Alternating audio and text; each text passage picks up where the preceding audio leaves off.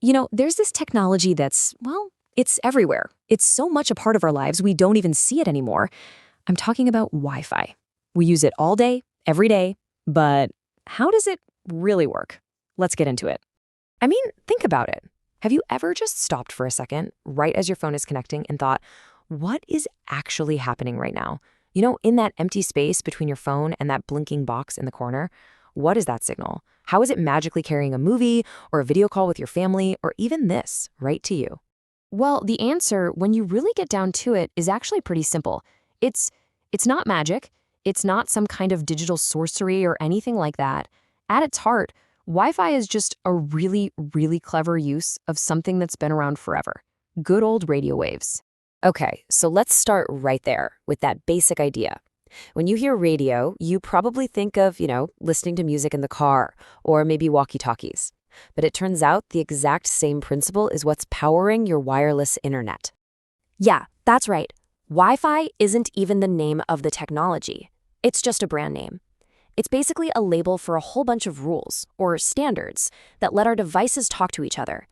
They do it by shooting data back and forth using these high-frequency radio waves, microwaves to be exact. And get this, here's a great little fun fact for you. The name Wi-Fi, it was totally made up by a marketing company. It was just a catchy play on hi-fi, like for stereos. It doesn't actually stand for wireless fidelity or anything. It was just a great name that stuck. Pretty clever, right? All right, so Wi-Fi is radio waves. Simple enough. But are all those ways the same? Nope, not even close. And the best way to wrap your head around the differences is to imagine them as different kinds of roads, freeways for your data. Intel actually has this perfect analogy for it. They say to think of each Wi-Fi frequency, or band as it's called, as a totally different type of road. Each one has its own rules, its own speed limits, and yep, its own traffic jams. So you've got the 2.4 gigahertz band. Think of this as the old country road. It goes a really long way, and it's great at getting through obstacles like walls. But it's slow, and it gets super congested with traffic from all sorts of things, like your microwave oven or old cordless phones. Then you have the 5 and 6 gigahertz bands. These are the modern super freeways. They are blazing fast, way less crowded, but there's a trade-off. The signal doesn't go as far, and it really struggles to get through walls. And when we talk about speed differences, we're not talking small changes. It is massive. I mean, look at that jump. Just by switching from that 2.4 gigahertz country road to the 5 gigahertz freeway, you could get a 10-fold boost in speed. And then jumping onto the new 6 gigahertz express lane, you could double it again. So the takeaway here is pretty clear. The road you're on, the band you're using, it completely changes your experience. Okay, so we've got these data freeways. But how do we actually get on them? How does your phone or your laptop merge into traffic? Well, for that, you need a physical on-ramp. And that on-ramp, that's a wireless access point, or a WAP. Now, for most of us, that's the router we have at home. That little box takes the internet coming in from the cable in your wall, and it broadcasts it out as those radio waves, creating your very own Wi-Fi network. So yeah, sticking with our road trip analogy, the router is the on-ramp. It's that absolutely critical link that gets your data off its little local street and merges it right into the fast lane of the internet. But what about when you're in a bigger place, like an office or an airport? There isn't just one router. There are lots of them. You don't want your connection to drop every time you walk down a hall, right? Well, that's where this really cool feature called roaming comes into play. Your phone is actually way smarter than you might think. As you're walking around, it's constantly sniffing out the best signal.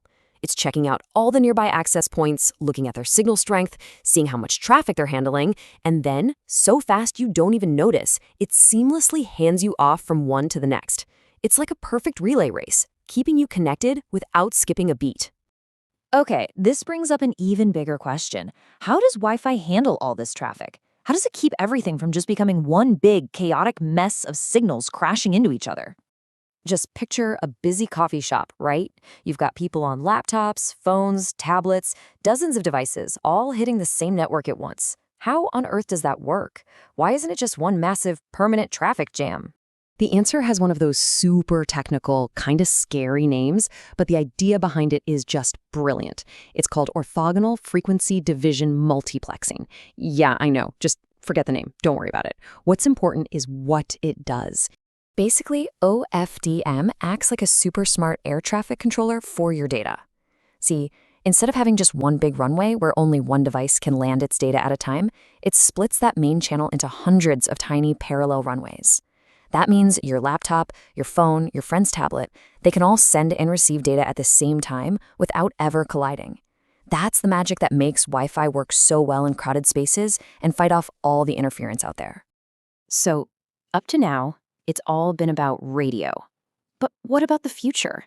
Is there something else on the horizon? Could we one day get rid of radio waves for something even better? Well, what if I told you that you could get internet from a light bulb? I'm serious, an internet connection that could be 100 times faster than what you have now. That's the idea behind a new technology called Li-Fi. Yep, for light fidelity. Instead of radio waves, Li-Fi uses, you guessed it, light waves. And the speeds they're talking about are just mind-blowing. We're talking up to 100 gigabits per second. But of course, there's a catch. It needs a direct line of sight. And as we all know, light doesn't go through walls. Now, that's a downside for range, obviously. But think about it. It's a huge plus for security. If a hacker can't see the light from your light bulb, they can't get to your data. So that leaves us with a really cool question to think about.